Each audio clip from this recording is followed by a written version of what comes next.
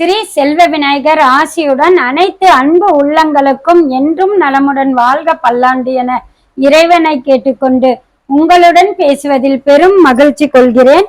இன்று நம்ம சூரியன் நவகிரகத்துல இருக்கக்கூடிய 9 கிரகங்களில் ராஜா கிரகம் அப்படிங்கிறது சூரியன். அந்த சூரியன் ஒவ்வொரு மாதமும் மகத்துவத்தை கொண்டது. ஏன்னா ஒரு குழந்தை ஜனனம் பிறந்தாலே அந்த சூரியன் தான். அந்த சூரியன் இல்லாம நம்ம ஜனனம் லக்னம் படம் போடவே முடியாது. ஏன் அப்படின்னா சூரியன் காலை உதித்தால் மறுநாள் 6 மணி வரைக்கும் அந்த சூரியனோட இதுதான். ஒவ்வொரு நாளும் ஒவ்வொரு நேரத்துல ஒவ்வொரு நிமிஷத்துல அந்த சூரியன் உதிப்பாரு. இப்ப 6 மணின்னா 6:01க்கும் பிறப்பாரு, 6:02க்கும் பிறப்பாரு, 5:30 விடியற்காலையும் பிறப்பாரு. இந்த மாதிரி ஒவ்வொரு மாதம் கொண்டது அந்த மகத்துவத்தை கொண்டது. அப்ப அந்த சூரியன் நம்மளுக்கு எந்த மாதிரி இருந்தால் எப்படி அப்படிங்கிறது நம்ம இப்ப பார்க்க போறோம். அது மட்டும் இல்லாம அந்த சூரியன் ஒவ்வொரு மாதத்துல இருக்கும்போது அந்த பிறக்கும் போது நம்ம எப்படி கண்டுபிடிக்கிறது அப்படிங்கிறதும் நம்ம இந்த சூரியனோட கிரகங்களை வைத்து நம்ம கண்டுபிடிக்க போறோம். அப்ப நம்ம அதாவது இது என்னன்னா ஜாதகம் கத்துக்கிறவங்களுக்கும் அது யூஸ் ஆகும். நம்ம ஜாதக நடைமுறையிலேயே நம்ம கட்டத்துல எங்க சூரியன் இருக்காரு, அப்ப அவங்க என்னவா நமக்கு இருக்காருங்கிறதையும் நம்ம தெரிஞ்சுக்கலாம். சரி, நம்ம சூரியனோட அமைப்பு. இந்த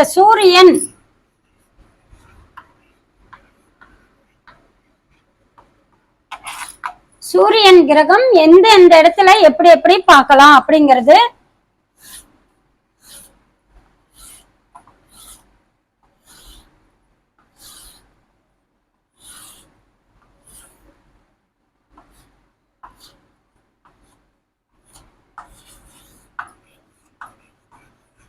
இது ராசி கட்டம். இந்த ராசி கட்டத்துல நம்மளுக்கு என்னென்ன வீடு, இது நம்மளுக்கு மேச வீடு, மேச ராசி கொண்ட வீடு.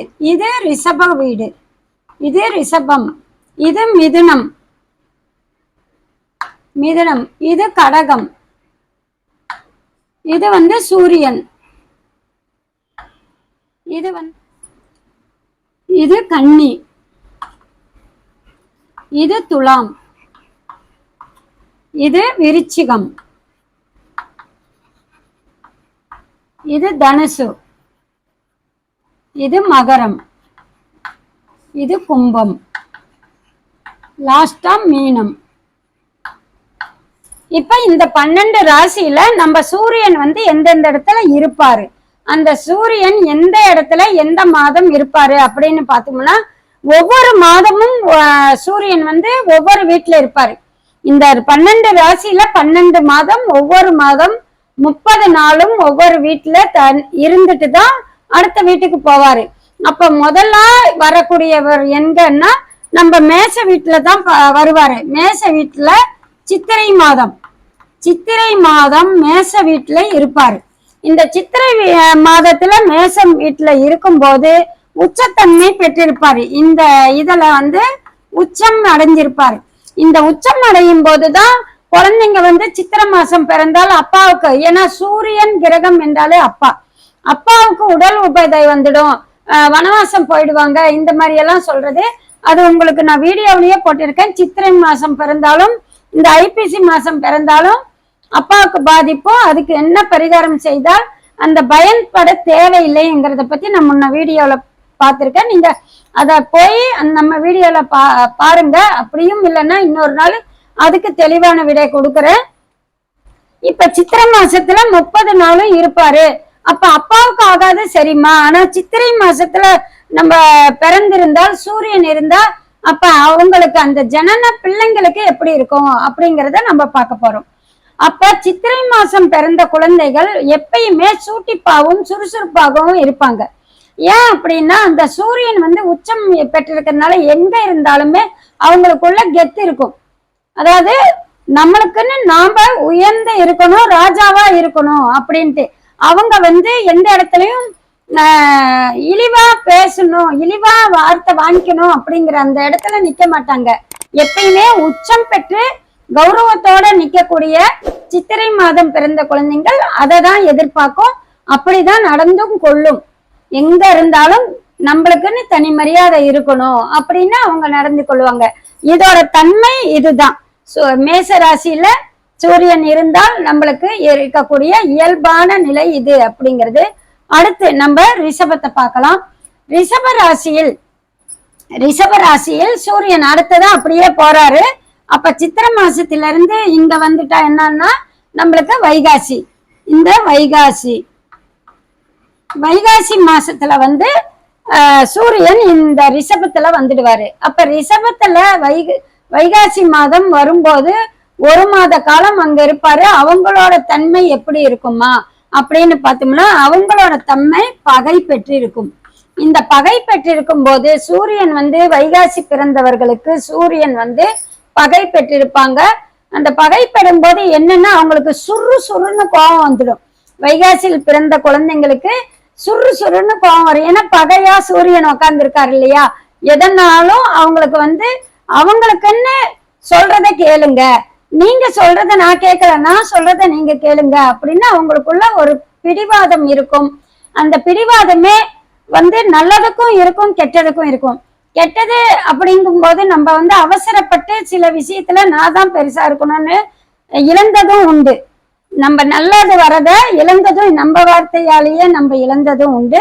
அதே சமயத்துல நல்லதுக்காக போராடி ஜெயிச்சதும் உண்டு. அந்த மாதிரி அவங்களுக்கு உண்டான குணங்கள் அந்த இடத்துல ரிஷபராசியில இருக்கும் போது அவங்களோட குணத்தன்மை பகை பெற்றிருப்பதால் பார்த்து பேசணும், கோபப்படக்கூடாது, உஷாராக இருந்தால் இந்த வைகாசியில் பிறந்த சூரியன் அங்கு இருக்கும் போது நல்ல பலன் தருவார். கோபத்தை குறைத்து கொள்ள வேண்டும். அடுத்து நம்ம மிதுனத்துக்கு போலாம். இந்த மிதுன ராசியில எப்பமா வந்து சூரியன் இருப்பாரு அப்படின்னு பார்த்தோம்னா இது ஆனி மாசம் வந்து ஃபுல்லும் 1 மாதமே வந்து சூரியன் இருப்பாரு. அப்ப ஆனி மாசத்துல சூரியன் வந்து இருக்கும்போது அங்க என்னவா இருக்காரு அப்படின்னா அங்க வந்து சமம் பெற்று இருக்காங்க. இது வந்து சமம் அங்கும்போது அவங்களோட குணங்கள் என்ன அப்படிங்கிறது பார்க்கும்போது சமம் அப்படிங்கும்போது இந்தாண்டையும் பேச மாட்டாங்க, இந்தாண்டையும் பேச மாட்டாங்க. அதாவது மிதுனத்துல ஆனி மாதம் பிறந்த குழந்தைகள் அப்படிங்கும்போது அவங்களுக்கு என்னன்னா தப்பு அப்படி இருந்தாலும் அட்ஜஸ்ட் பண்ணிக்குவாங்க. அதே போல கரெக்டாவும் ஃபாலோ பண்ணணும்னு நினைப்பாங்க. சமத்துல நின்றுடுவாங்க. இப்ப ஒரு உதாரணத்துக்கு ஒரு பிரச்சனை வருது, அவங்க செஞ்சிட்டாங்க, அப்ப நம்ம கைக்கு வருது இந்த பிரச்சனை இப்படி பண்ணிட்டாங்கன்னு, சரி விடுங்க, அது என்ன அவ்வளவு ஒரு பெருசா எடுத்துக்கணுமா, அட்ஜஸ்ட் பண்ணிட்டு போங்களே அப்படிங்கிற தாழ்மை மனப்பான்மை அவங்களுக்குள்ள இருந்து சொல்லிடுவாங்க. அதே போல வசதியா போராடணும், வசதியா வரணும் அப்படின்னு நினைச்சாலும் பெருசா எடுத்துக்க வேண்டாம். நம்ம வந்து சிறுசுல இருந்து பெருசா போலாம், பெரிய அளவுக்கு அகலக்கால் வைக்க வேண்டாம், நிதானமா போனா போதும்னு சமநிலைப்படுத்திடுவாங்க. எதுலையுமே கெட்டதுலையும் அட்ஜஸ்ட் பண்ணிட்டு போயிடுவாங்க, நல்லதுலையும் பெருசா உடனே ஆழக்கால் விட வேணாம் அப்படிங்கிற அவங்களோட தன்மையே வேறாக இருக்கும். அதனால இது சமத்தல இருப்பாரு.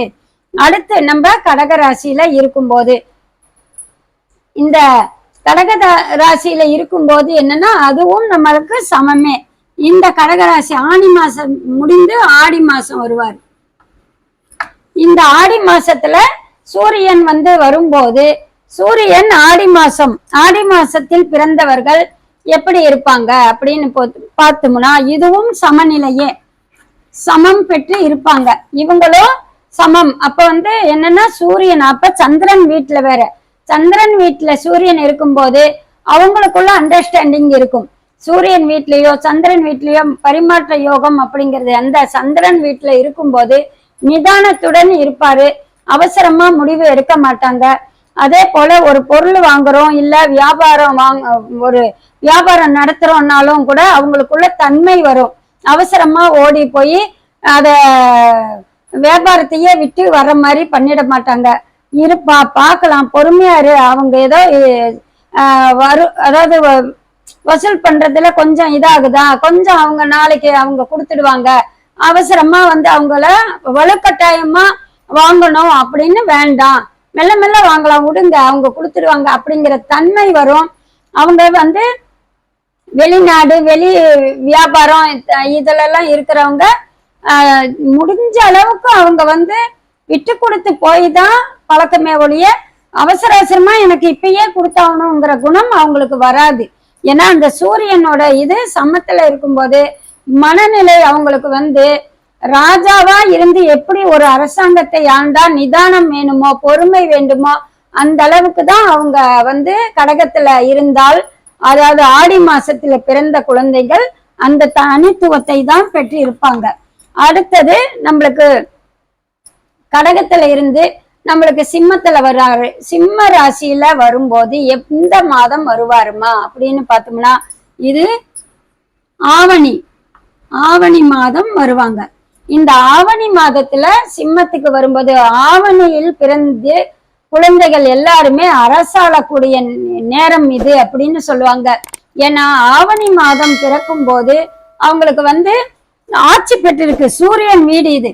இது வந்து நம்மளுக்கு சிம்ம வீடு. இது வந்து சிம்மத்து வீட்டுல வந்து சூரியன் ஆவணி மாதம் உட்காரும் போது சிம்மத்துல இருக்கும் போது அவங்களுக்கு எந்த ஒரு இதா இருந்தாலும் கௌரவம் தேடி வரும்.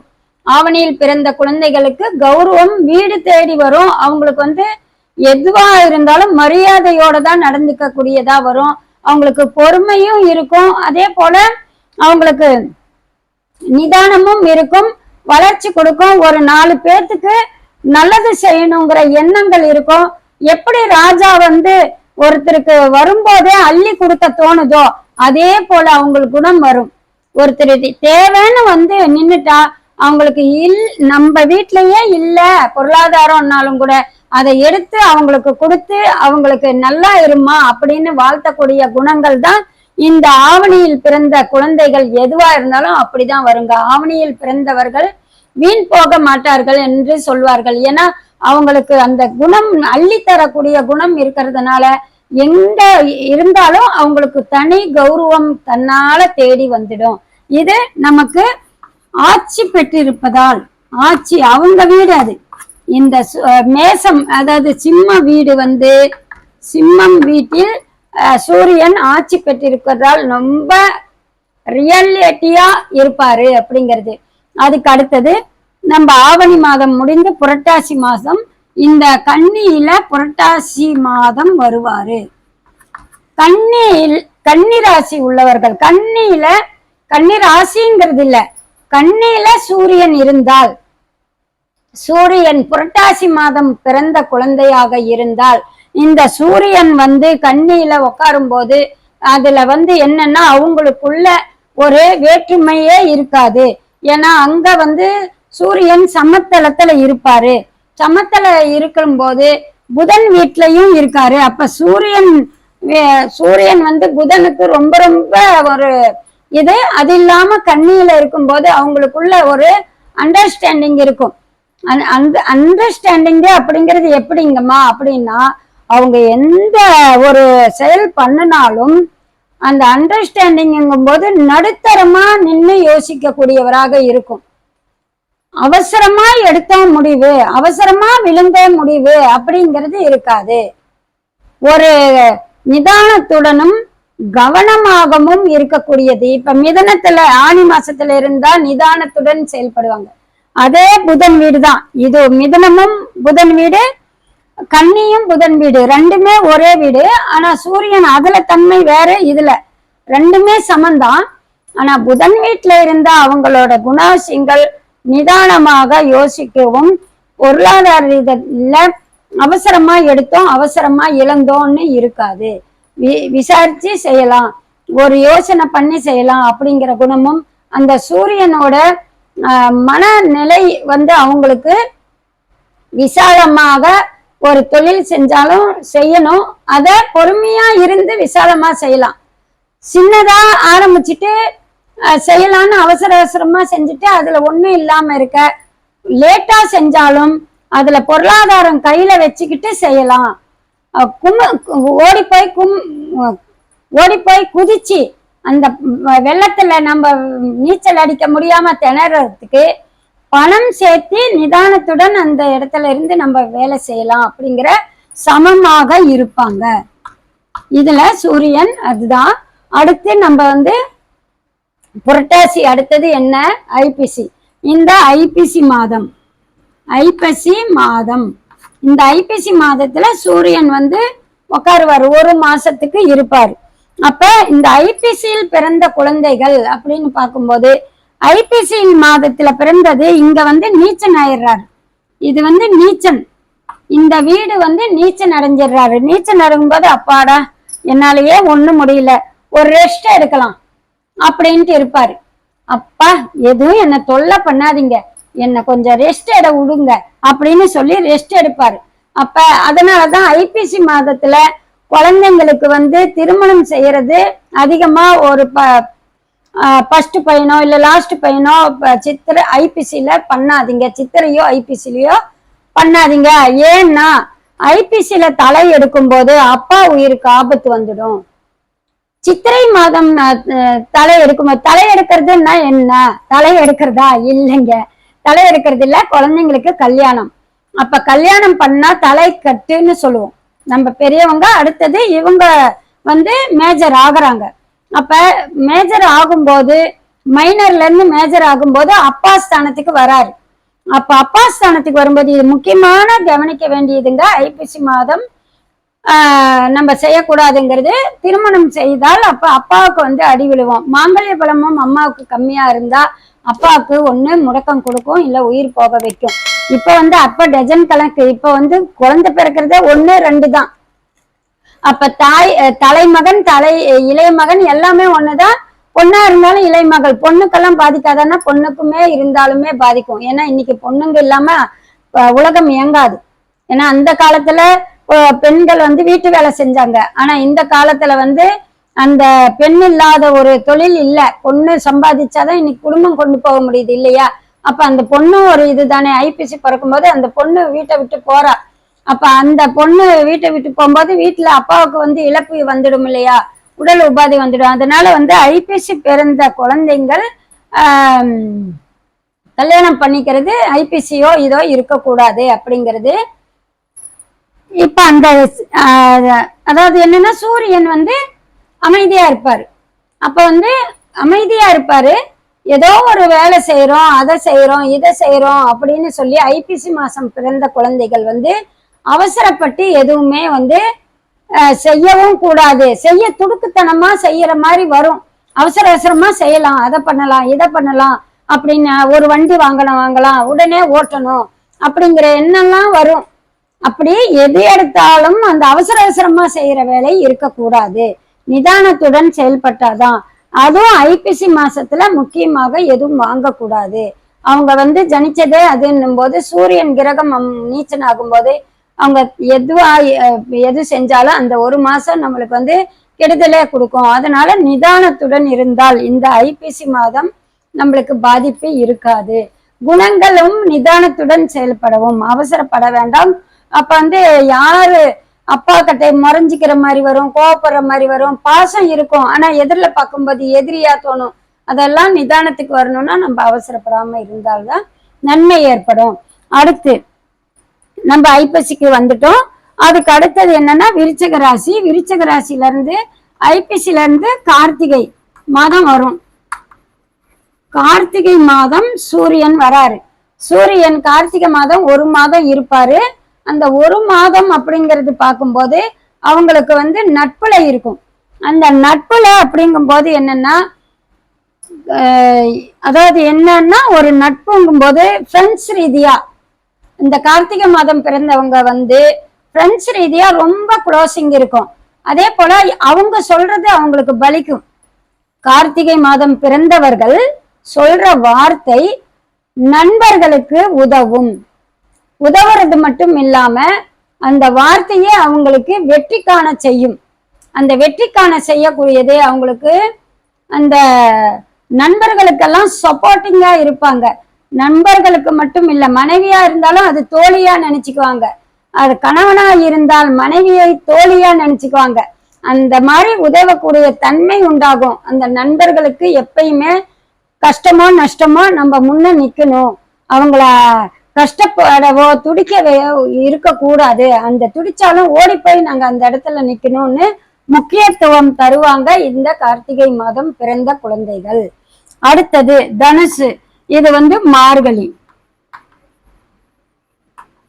மார்கழி மாதம் சூரியன் வராரு. அப்ப ஒரு மாதம் தனுசு வீட்டுல இருப்பாரு. மார்கழி என்றாலே எல்லாத்துக்குமே தெரிஞ்சது. மார்கழி என்றாலே ஒரு இறைவனோட வழிபாடு. விடியற்காலை கோயிலுக்கு பெண்களாகட்டும் ஆண்களாகட்டும் பூஜைக்கு போவாங்க. அந்த 6 மணிக்குள்ள பூஜையை சிறப்பா செய்வாங்க. ஏன்னா அந்த சூரியன் அப்படிங்கிறது பார்க்கும்போது அவங்களுக்கு நட்பு ஸ்தானத்துல இருக்கும். தனுசு குரு வீட்டுல இருக்கிறார். அப்ப அந்த குரு வீட்டுல இருக்கும்போது சூரியனுக்கு அதி குரு தான் அவங்களுக்கு ஆதி குரு. நம்ம என்னன்னா ஆலோசகர். ஒரு ராஜாங்கம் ஆளக்கூடிய இடத்துல இருக்கும்போது அந்த ராஜாங்களுக்கு ஒவ்வொரு குருக்கள் அப்படின்னு ஒருத்தர் வச்சுக்குவாங்க ஆலோசனைக்காக. இந்த நேரத்துல செய்யலாமா, அது நல்லது செய்ய வழி இருக்கா, இல்ல இதை செய்யக்கூடாதா, இல்ல உடல் உபாதை இருக்கு, எத்தனை நாள் இருக்கும் அப்படிங்கிற ஒரு ஆலோசனை ராஜாங்க. அதாவது என்னன்னு சொன்னா முழு மந்திரம், முழு ராஜ தந்திரம் எல்லாமே தெரிஞ்சதுதான் அந்த தனுஷு வீட்டுல இருக்கக்கூடிய குரு. அந்த குரு வீட்லயே இருக்கும்போது அவங்களுக்கு முக்கியத்துவம் தரக்கூடியவராக இருப்பாங்க. அந்த குரு அப்படிங்கும்போது நம்ம மார்கழியில பிறந்தவர்கள் ரொம்ப மரியாதையாவும் நடந்துக்குவாங்க. அவசரப்பட்டு ஒரு ஏழ்மையாகட்டும் ஒரு முடியாதவங்களாகட்டும் அவங்கள போய் திட்ட மாட்டாங்க, கோவப்பட மாட்டாங்க, மலார்னு சொல்ல மாட்டாங்க. தனுசு ராசி அப்படின்னாலே மார்கழி மாதம் பிறந்த குழந்தைகள் யாராகட்டும் பெரியவங்களாகட்டும் அவங்க மலார்னு ஒருத்தரை அதட்டவோ திட்டவோ மாட்டாங்க, முடக்கத்தனம் பண்ண மாட்டாங்க, முடியாதவர்களுக்கு அனாசியப்படுத்த மாட்டாங்க, கஷ்டத்தையும் கொடுக்க மாட்டாங்க. அவங்க ரொம்ப ரொம்ப தெளிவா ஒரு இல்லைன்னாலும் அவங்களுக்கு நல்வழிப்படுத்தி காட்டுவாங்க. இந்த நேரத்துல போங்கம்மா, இப்படி செய்யுங்கம்மா, இப்படி செய்தா ஏண்டா போய் கடன்ல போய் பட்டுக்கிற, இந்த இது பண்ணனா இவங்களுக்கு சரியா போகும்னு மார்கழியில பிறந்த நண்பர்கள் யாரா இருந்தாலும் அவங்க சொல்ற உபதேசம் கேட்கிறவங்களுக்கு நல்லது நடக்கும். அப்ப நம்ம மார்கழியில பிறந்தவங்க யாரு சொன்னாலும் நீங்க கேட்டு அவங்க வழி பாருங்களே, நல்லாவே நடக்கும், நல்லது நடந்துச்சுன்னு தான் சொல்லுவீங்க. இத நீங்க அதாவது எச்சரிக்கை படுத்தியும் பார்க்கலாம். நான் சொல்றதுக்கு பிறகு நம்ம வீட்லயே இருந்திருப்பாங்க மார்கழியில பிறந்தவங்க, நம்ம அது எடுத்துக்க மாட்டோம். அதை பெருசா நடந்தா அதாவது நடக்காம கூட விட்டுடலாம். இப்ப அதை யோசனை பண்ணுங்க. மார்கழியில பிறந்த நம்ம வீட்டுல இருக்காங்க, ஐயோ ஆமா அப்படின்னு நீங்களே சொல்லுவீங்க. அந்த மாதிரி குருவோட வீட்டுல சூரியன் இருக்கும்போது ரொம்ப ரொம்ப ஒரு கௌரவமாகவும் மரியாதையாகவும் மற்றவங்களுக்கு உதவக்கூடியவராகவும் நல்ல சொல்லக்கூடியவராகவும் தான் இருப்பாங்க. இவங்களுக்கு இது நட்புல இருக்கிறதுனால். அடுத்து மகரம். மகரத்துல சூரியன் போறாரு. இது சனி வீடு. சனி வீட்டுல தை மாதம் போவாரு. சூரியன் மகரத்துல உட்காரும் போது தை மாதம். அந்த தை மாதத்துல சூரியன் என்னவா இதுல இருப்பாருன்னா பகை பெற்று இருப்பாரு. இது பகை. சனி வீடுனாவே அவங்களுக்கு பகை. ஏன்னா அப்பாவும் மகனும் வீடு அது. ஏன்னா சூரியன் வீடு. சூரியனும் சனியும் அப்பா மகன் தான், அப்பா பிள்ளை. இது சூரியனுக்கு யம தர்மரும் மகன் தான், சனி பகவானும் மகன் தான், 2 பேருமே அவங்களுக்கு மகன் தான். இந்த சனி வீட்டுல தை மாதம் பிறந்த குழந்தைங்கள் அப்படிங்கும்போது ரொம்ப உக்கிரத்திலேயே இருப்பாங்க. உக்கிரத்துல இருப்பாங்க, டென்ஷன் ஆவாங்க. அவங்களுக்குள்ள ஒரு உடல் உபாதைய ஆக்ரோஷத்தன்மை கொடுக்கும். கோபமா பேசக்கூடியவரா இருப்பாங்க. ரொம்ப அவசரப்பட்டு வார்த்தையை விட்டுடுவாங்க, அப்புறமா நிதானிப்பாங்க. மகர ராசியில் தை மாதம் பிறந்தவர்கள் யாரா இருந்தாலும் அவசரப்படுவாங்க, கொஞ்சம் வார்த்தையை விட்டுட்டு அதுக்கப்புறம் நம்ம ஏன் விட்டோம் அப்படின்னு யோசிக்க கூடியவராக இருப்பாங்க. அந்த பகைமை அப்படிங்கிறது அவங்களுக்குள்ள சகோதர ஸ்தானத்திலேயோ அப்பா மகனுக்குள்ளேயோ ஒரு வேற்றுமை கொடுத்துக்கிட்டே இருக்கும். அப்பா மகனும் ஒண்ணு சேரவே விடாது. பாருதா அப்பா கம்முன்னு இருக்க சொல்லு, உங்க புருஷனை எப்ப பார்த்தாலும் என்கிட்ட மோத வேணான்னு சொல்லு, அப்புறம் நல்லா இருக்காது அப்படின்னு சொல்லி அப்பாவும் மகனுக்கும் ஒரு வித போராட்டமே நடக்கிற மாதிரியே தான் வரும். அப்படியே வரல அப்படின்னாலும் அவங்களுக்குள்ள தாட்டு மனசுல அந்த வெறுப்புத்தன்மை இருக்கும். அது தை மாதம் பிறந்த குழந்தைகள் எப்படியா இருந்தாலும் அப்பாவுக்கும் மகனுக்கும் கொஞ்சம் வேற்றுமை கொடுக்கும். உறவு ரீதியாகவும் வார்த்தையில மலார்னு அவங்க மனசு கோணுமே, மனசு கஷ்டப்படுமேன்னு நினைக்காம வார்த்தையை விட்டுடுவாரு. அதுக்கப்புறம்தான் யோசிக்கக்கூடிய குணம் இருக்கும். இது தை மாதம் பிறந்தவர். அடுத்து கும்பத்துல எப்ப பிறக்கிறாரு? மாசி மாதம். இந்த மாசி மாதத்துல சூரியன் இருப்பாரு. இதுவும் பகை பெற்று இருக்கு.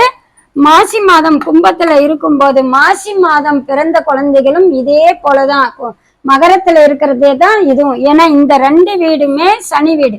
கும்பமும் மகரமும் சனி வீடு. சனி வீடும் போது மகன் வீட்டுல இருக்கிற மாதிரி மகன் வீட்டுல இருக்கக்கூடியது பொதுவாவே என்னன்னா மகன் வீட்டுல அப்பா இருக்கிறதுங்கிறது ரொம்ப இருக்க அவ்வளவு சீக்கிரம் இடம் கொடுக்காது. அப்பா வீட்டுல மகன் இருந்தா ஒன்னும் பிரச்சனை இல்லை, அது பெருசா ஒன்னும் பாதிப்பே இல்லை. ஆனா மகன் வீட்டுல அப்பா இருக்கும்போது அவங்களுக்குள்ள ஒரு அழுத்தம் கொடுத்துக்கிட்டே இருக்கும்.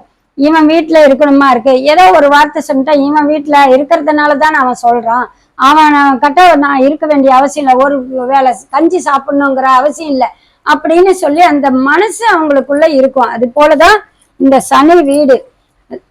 அப்ப கும்பத்துல இருக்கும்போது இந்த மாசியில் பிறந்தவர்கள் கொஞ்சம் அவங்க மகன் வீட்டுல போய் தங்கவோ இல்ல அடிமையாகவோ அவங்களுக்கு தோணாது. கஷ்டம் நஷ்டம் எது வந்தாலும் நானே நின்று சாப்பிட்றேன், அவன் வீட்டுல போய் சாப்பிடணுங்கிற அவசியம் இல்லை, என் வீட்டுல இருந்து அவன் வரட்டும் அப்படின்னு தான் சொல்லக்கூடிய மனசு இருக்கும். அப்பாவும் மகனுக்கும் ஒரு வித என்னன்னு சொல்றது, இத ஈகோன்னு சொல்லலாம். ஈகோ இருக்கும் அவங்களுக்குள்ள, அந்த கொஞ்சம் மனசு ஈகோ இருக்கும். அதனால அந்த மாசி பகை பெற்றதுனால கொஞ்சம் பாதிப்புகள் எல்லாம் இருக்கும். அடுத்து நம்மளுக்கு மாசில இருந்து பங்குனி வந்துடுறாரு. பங்குனி மாதம் இருப்பாரு. இந்த பங்குனி மாதம் அப்படின்னு சொல்லக்கூடியது நம்மளுக்கு நட்புல இருப்பாரு. இதுவும் குரு வீடு தான். இது மீனம் வீடு, இது தனுசு வீடு. தனுசு வீடும் மீனம் வீடும் ஒரே குரு வீடு தான். இதுல இருக்கக்கூடிய குணாதிசயத்துக்கும் இந்த மீனத்துல இருக்கக்கூடிய குணாதிசயத்துக்கும் ஒரு வழி வேறுபடும். ஏன்னா இந்த சூரியன் அப்படிங்கிறது இங்க நட்புல இருக்கிறாரு. இங்கேயும் நட்பு இங்கேயும் நட்பு, அதாவது தனுசுலையும் நட்பு மீனத்திலையும் நட்பு. அந்த நட்புல இருக்கும்போது இங்க இருக்கக்கூடிய குணம் எப்படின்னா, குரு அந்த இடத்துல நட்பா இருந்தாலும் குரு வீட்டுல என்னன்னா கொடுக்கக்கூடிய அமைப்பு இந்த தனுசு வீட்டுல இருக்கு இல்லையா. ஒரு வள்ளல் அந்த குரு உபதேசம் செய்யக்கூடியதாக வாக்குஸ்தானம் பலிக்கும் அப்படின்னு சொன்னோம் இல்லையா. இது அப்படியே ஆப்போசிட்டா வரும். எப்படி வரும்னா, இந்த பங்குனியில் பிறந்தவர்கள் என்னன்னா அந்த இடத்துல பங்குனியில பிறந்தாவே புதன் அடிக்கடி நீச்சல் அந்த மாதம் ஆவாங்க. இந்த மாதம் புதன் நீச்சல் அடைவார். அப்ப நீச்சல் அடையும் போது அதிகபட்சமா அந்த பங்குனியில பிறக்கக்கூடிய அவர்கள் என்னன்னா ஒரு வித குழப்பவாதியாவே இருப்பாங்க. கொஞ்சம் குழப்பமே இருக்கும் அவங்களுக்குள்ள. இது நம்ம செய்யலாமா, இது வேண்டாமா, அவசரமா செஞ்சிடறோமா, இல்ல செஞ்சுட்டு தான் நம்ம முழிக்கிறோமோ அப்படிங்கிற ஒரு குழப்பமா ஆகும். அவங்க சொல்லி மற்றவங்களுக்கு உபதேசம் தரக்கூடிய சனி வீட்டுல குரு இருக்கிறது சூரியன். அப்படி அதாவது மார்கழி பிறந்தவர், பங்குனியில பிறந்தவர்கள் மற்றவங்க இவங்களுக்கு உபதேசம் செய்யக்கூடியவங்களா வருவாங்க. இந்த சூரியன் அங்க நட்புல இருந்தாலும் மற்றவர்கள் அவங்க சொல்றத கேட்டு நடந்து இவங்க நல்வழிப்படுத்திக்குவாங்க. இவங்க 4 பேத்துக்கு சொல்லக்கூடியவரா இருக்க மாட்டாங்க. ஏன்னா அவங்களுக்கு அந்த குழப்பமே ஆயிட்டு இருக்கும். குழப்பமா யோசிக்கும் போது நம்மளுக்கு நல்லதா வராது. அப்ப நம்மளுக்கு அந்த பங்குனியில் பிறந்த நண்பர்கள் எல்லாமே அவங்க குழப்பமா இருக்கக்கூடியது மத்தவங்க சொல்றதே கேட்கணும். அவங்க ஈகோ பார்க்க கூடாது. ஈகோ பார்த்தா அந்த பங்குனியில் பிறந்த நண்பர்கள் எல்லாருமே அந்த ஈகோ பார்த்தோம்னா நம்ம வேலையாகாது. ஒரு வேலையாகணும்னா நம்ம இறங்கி போய் தானே ஆகணும். நம்ம அவங்க பிடியில நாங்க இருக்கோம் அப்படிங்கிறத விட்டுட்டு அவங்க கிட்ட இப்ப எப்படி ஒரு ராஜா ஒரு ராஜாங்கத்தை ஆளக்கூடியவர் ஒரு குருவுக்கு மதிப்பு தந்து கேட்டுதானே செய்யறாங்க. அப்ப யார் ஒருத்தரோ நம்ம எல்லாமே வசத்தின்னு சொல்ல முடியாது இல்லையா. ஒருத்தர்கிட்ட நம்ம யாருக்கிட்டையும் அடங்கி போயே தான் ஆகணும். இல்லைன்னா வாழ்க்கை சிறப்பாகாது. அடங்கி போனால்தான் அவங்களுக்கு வாழ்க்கை வந்து நல்லா இருக்கும்.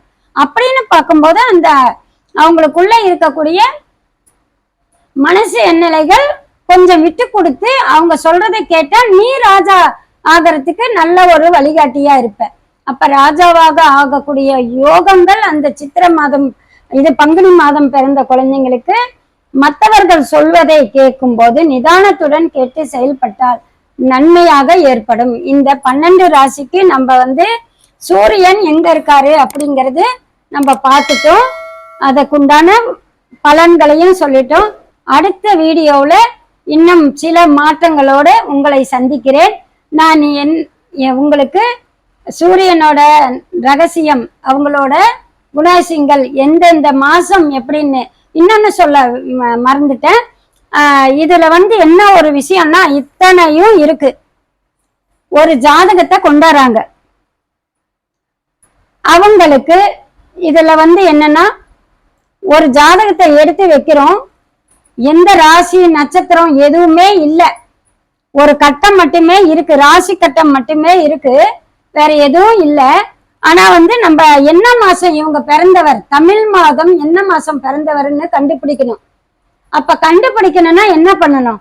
இத்தனை நேரம் சொல்லி கொடுத்தேன் இல்லையா, சூரியன் எங்க இருப்பாரு?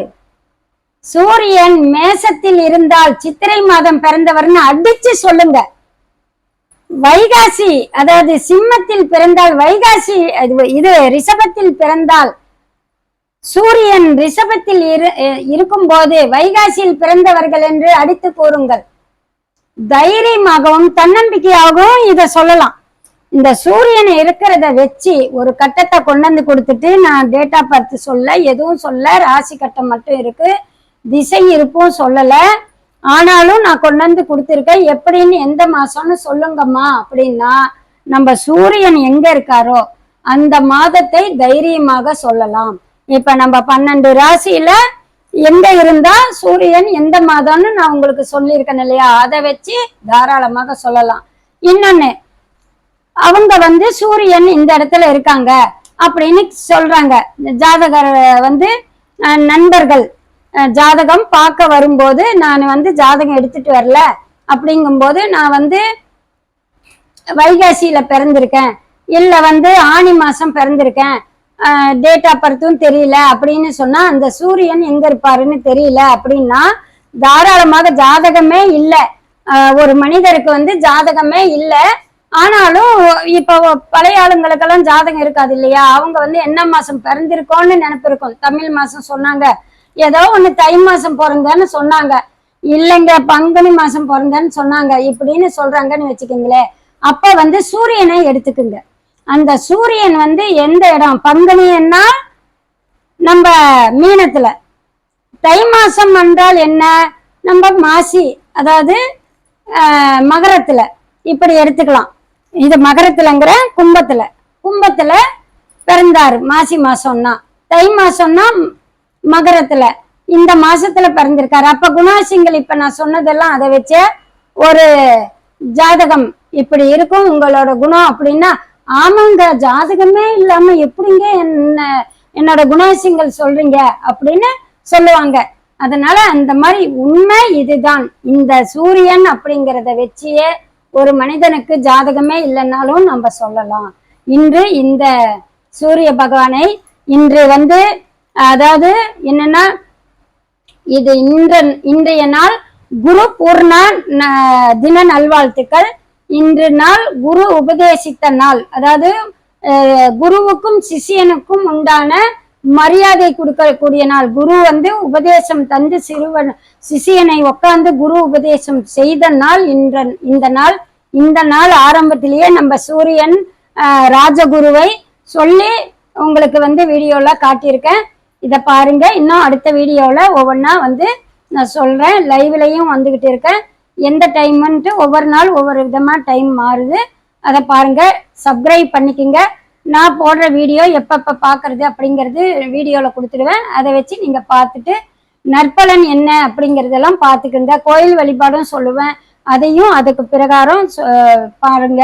பிடித்திருந்தால் லைக் பண்ணுங்க, கமெண்ட் பண்ணுங்க, மற்றவங்களுக்கும் இதை ஷேர் பண்ணுங்க. சித்திரை மாதம் ஐப்பசி மாதம் பிறந்த குழந்தைகள் அப்பாவுக்கு ஆகாது ஐப்பசிக்கு அப்படின்னாலும் சித்திரையும் அண்ணாலும் விநாயகர் வழிபாடு பண்ணணும், விநாயகருக்கு தேங்காய் உடைக்கணும். இதை நான் வீடியோலயே போட்டிருக்கேன். சித்திரை ஐப்பசி பிறந்தால் குழந்தைக்கு என்ன ஆகும் அப்படிங்கிறத நான் வீடியோல போட்டிருக்கேன். உள்ள சப்ஸ்கிரைப் பண்ணிட்டு உள்ள போங்க, அது வீடியோ எடுங்க. நிறைய வீடியோ உங்களுக்காகவே நான் போட்டிருக்கேன், பாருங்க. இந்த நாள் நல்ல நாள், நல்லதே நடக்கும், நன்மை பிறக்கும். விடை பெறுகிறேன். உங்களுடன் பேசுவதில் மகிழ்ச்சி கொண்டு இன்று இந்த உரையை முடித்துக்கொண்டு அடுத்த வீடியோல நான் என்ன சொல்றேன் அப்படிங்கிறத உங்களுக்கு நல்ல கருத்தோடு பதிவிடுகிறேன். நன்றி.